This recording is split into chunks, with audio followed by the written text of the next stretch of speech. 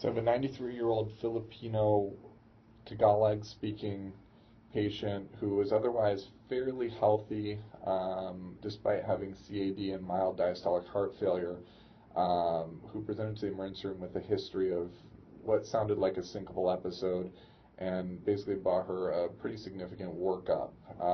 The workup was really quite unremarkable. They didn't see anything that would have traditionally triggered, pointing us in direction of cardiogenic or neurogenic causes, and she was ended up being discharged in stable condition a couple days later.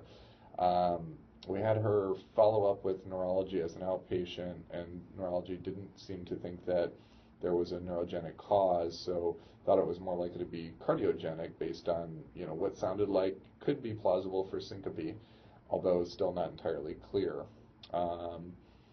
Patient ended up being largely lost to follow-up after the neurology visit, and reportedly was seeing an outside cardiologist. Apparently was still having symptoms periodically, but never really reported them after having had the negative workup. She followed back up with us in June of this year, and we referred her to cardiology. They did a loop recorder, which was negative.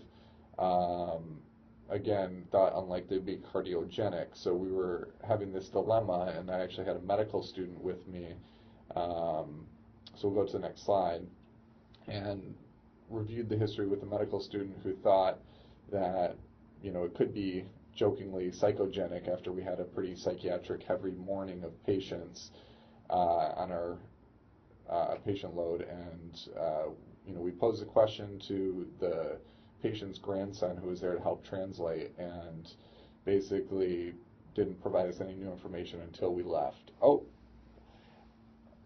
I guess my 2 minutes were actually up, but in a nutshell, take home from this is never stop asking the question if it doesn't make sense. I think sometimes the answer will surprise you. You can see on the slide, unfortunately, this patient's elderly husband had a delusional apparition come to him, and he was likely trying to force himself on this poor woman who was basically playing dead because she had no other recourse but to protect herself by doing so. And it turns out this was most likely the cause of her syncopal episodes.